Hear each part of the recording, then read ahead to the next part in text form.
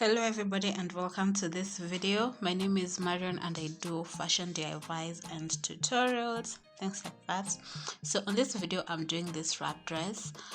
I'm doing the type with the pleats, the box pleats, and not the one with the gathers, but it's the same process. The only difference is the pleats on the side or the gathers. This wrap dress can also be worn as a cover up kimono, something for your swimsuits or whatever you want to wear it over. So let's go ahead and start this tutorial. I just folded my fabric to quarter my hip measurement plus 1 inch allowance. So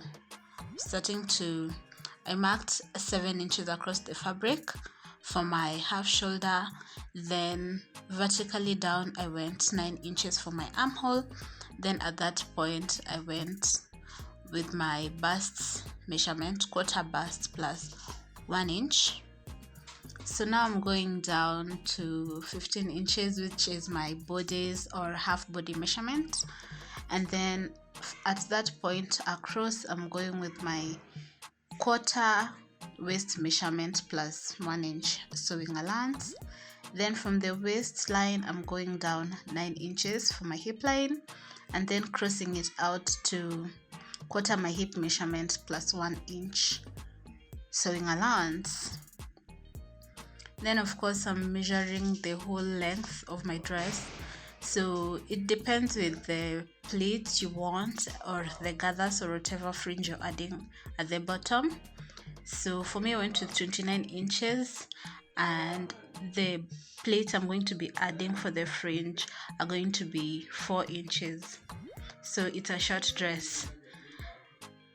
Then finishing up the hemline and then connecting the hip to the hem, and that's it. I'm going to cut it out and be done with the back. So this is the back pattern for the dress.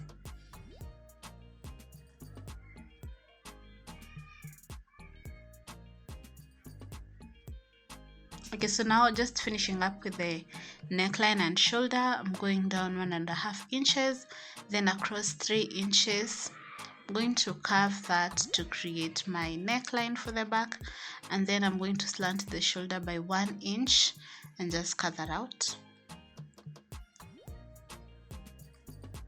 And now we have a back piece. So next let's work on the 2 front pieces. As usual, folding the fabric to get the 2 front pieces at once, and here you just want to ensure that you have sufficient allowance at the front to do the wrapping. So one piece of the front is supposed to go over the other piece to create like a deep V effect and something like that. So just put the back piece on top the way I'm doing, and then from the center back you're going to leave, or center front, whatever you want to call it, you're going to leave an allowance of about 5 inches or somewhere between 3 to 7 inches depending on your waistline. So for me, quarter my waist is 7.5, so I can use between 5 to 7 inches depending on how I want the overlap to look. So here I went with 5 inches for this front overlap thing. Just going to lay it, and then we're going to work on the neckline for the front. So starting with the, first of all you want to measure where the V should reach. Am I making sense? So from the top of the fabric going down, I prefer 5 inches, and that's why I'm just creating a curve. It's a preference, you don't have to create this curve. You can just do like a straight neckline from the neck at the top to the waistline. You can just mark a straight line like from the neck, but mine is a curve just because I think it's the vibes. I wanted just to create like a stylistic thing with this, so that's why I did the curve, but you don't have to. Then next, from the waistline going down, creating the hemline of the front is just going to be a curve that reaches the side seam at the bottom at the hem. So we're going to match the side seams together, the front and back. So you want this hemline for the front to come directly to the hemline at the side. Whoa, I may be confusing you, but just what I'm doing, like draw a curve the way I have, but then the side seam, armhole and the shoulder are going to remain the same as the back piece. So you're just going to cut that out.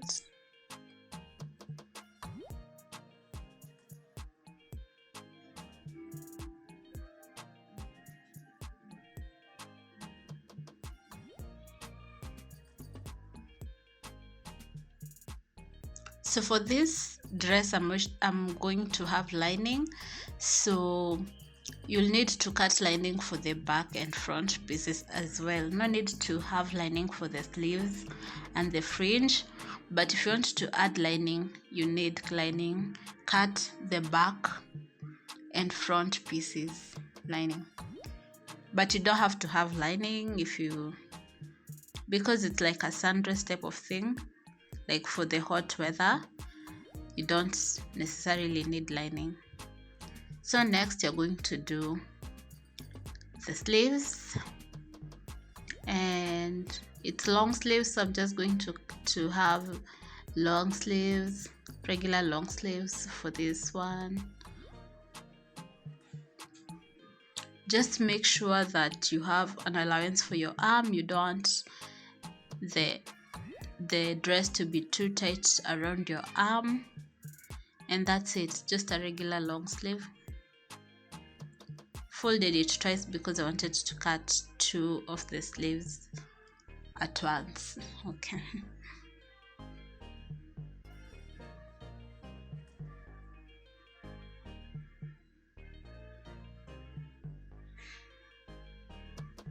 So make sure you have around 1 inch allowance at your arm so that it's not too tight. And because you're putting elastic at the curve, it's not going to be a fitted pattern for the sleeve. Just leave it a little loose because the bottom is going to have elastic. So yeah.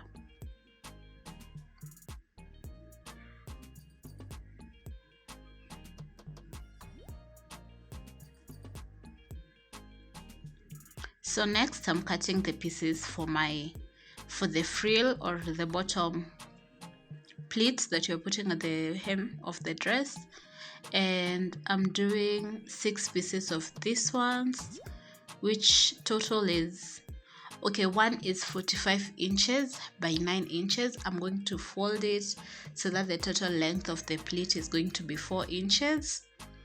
But if you're doing the frill, you can as well cut this 9 inches by 45 inches, but then you won't be folding it, so it's going to be a long frill, or whatever size of frill you want. You can just play with your height and the design of your dress to ensure you have the perfect frill. For me, it was 9 inches by 45 inches, and I had 6 of them, 6 pieces of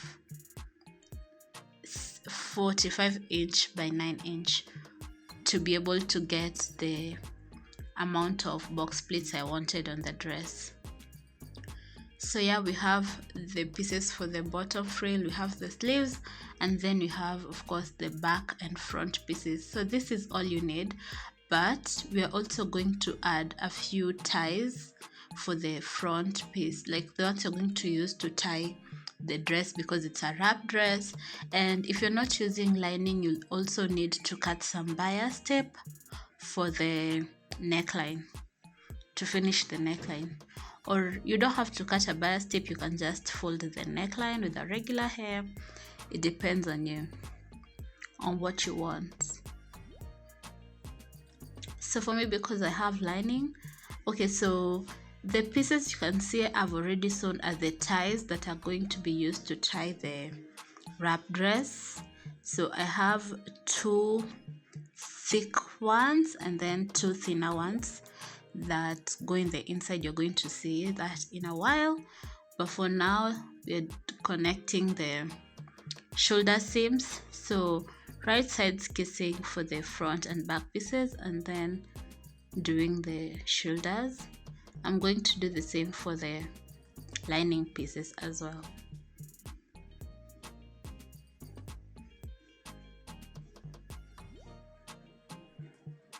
So as I already said, you don't have to have lining, but if you want to, this is how you do it.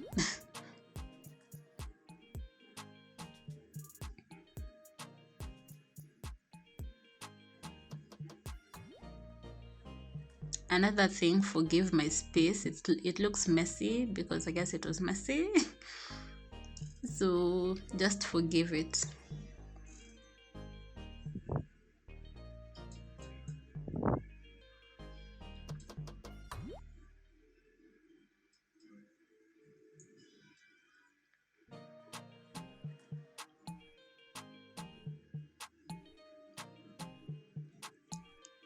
So yes, after attaching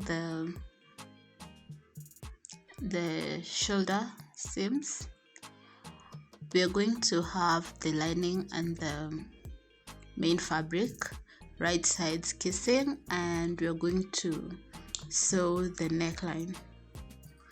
So actually, one reason why people use lining is for the finishing of like things like necklines, hemlines, and things like that.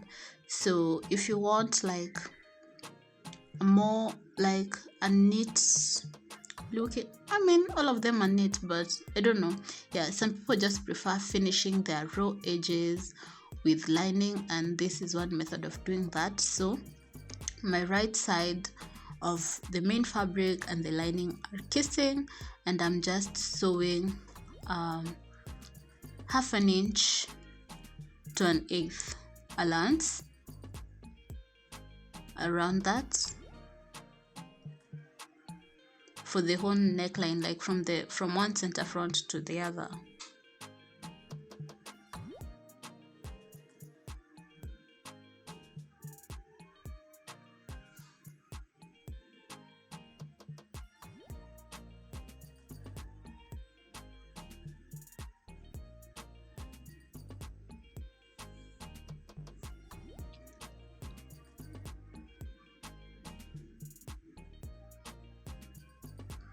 So after doing that, I am going to understitch, and understitching is just sewing on the wrong side, ensuring that both the seams are lying on the wrong side. Like this is the side with the lining, and then stitching the seam allowance to the lining.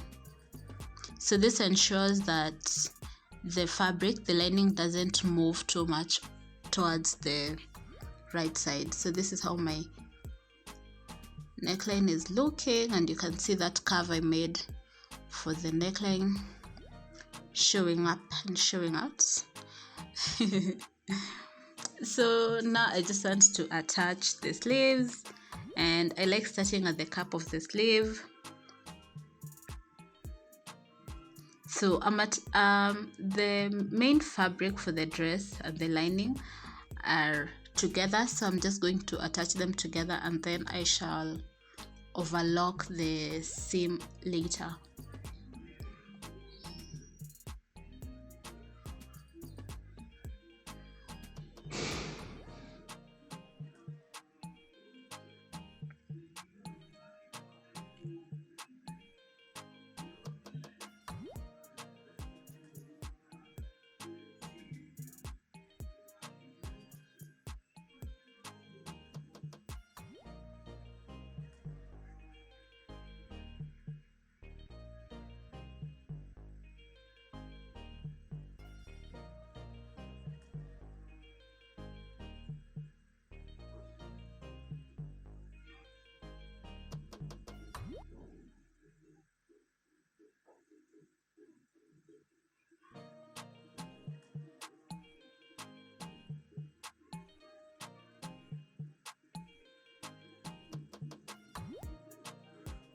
So one sleeve is in, and of course I'm going to put in the other sleeve as well. Same procedure,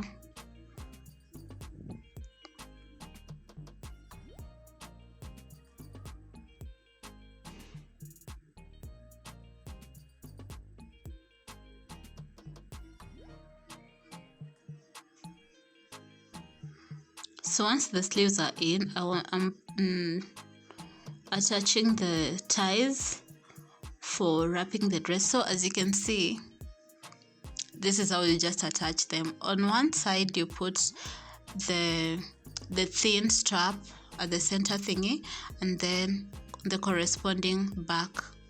Wow, can I talk? So I just hope it makes sense.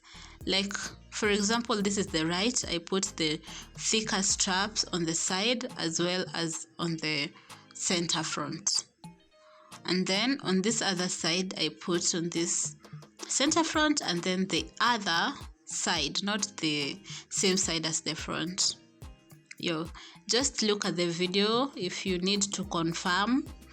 Put your dress, lay your dress down, and then just see where I put the straps at, because it actually helps when you're wearing the dress, the wrap dress, where the straps are, because they help you tie your dress.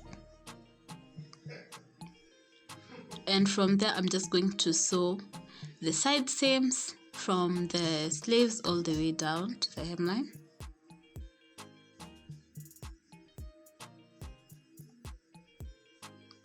Where there is the tie, where I had pinned the tie, I'm going to reinforce that area so that all the tying does not undo the stitches.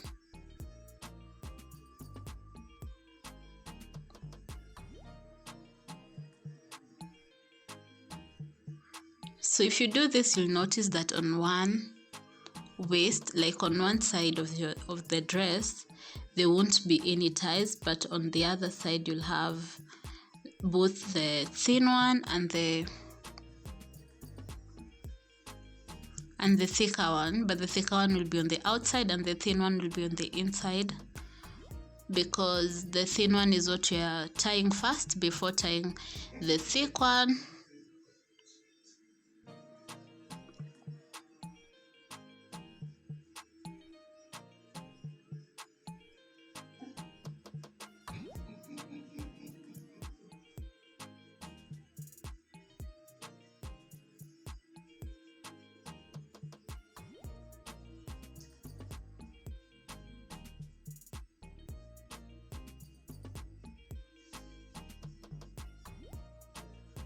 Okay, so on this side I have both the thick and the thin ties or belts or whatever you want to call them, and that's why I'm finessing the pins. So the thicker tie goes on the right side while the thinner one goes on the wrong side in the inside of the dress, just to enable easier wearing of the dress.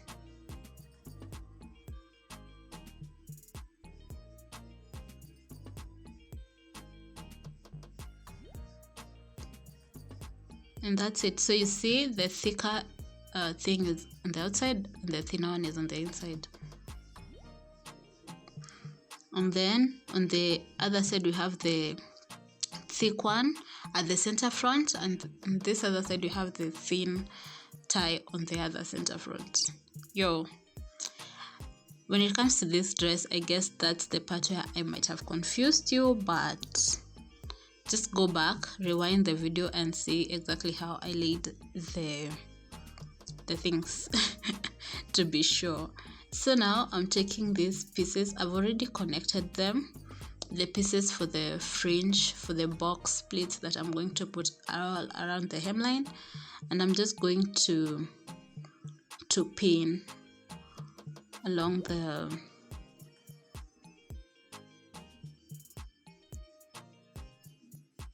hemline, starting from exactly under the ties, the waistline. So I'm using I'm eyeballing the pleats, because I've done this a couple of times, so I know 1.5 inches full enough for the whole pieces of whatever fringe I've cut. But if you're doing this for the first time, either measure out the amount of box pleats you want to make sure that they are enough, and just continue doing this. I guess I lost footage of actually sewing the pleats on, but it's going to appear finally as the picture. If you don't want to do pleats, you don't have to fold your fabric. You can just create a stitch of gathers and then gather your fringe and attach it to the hemline, and it's going to be all the same.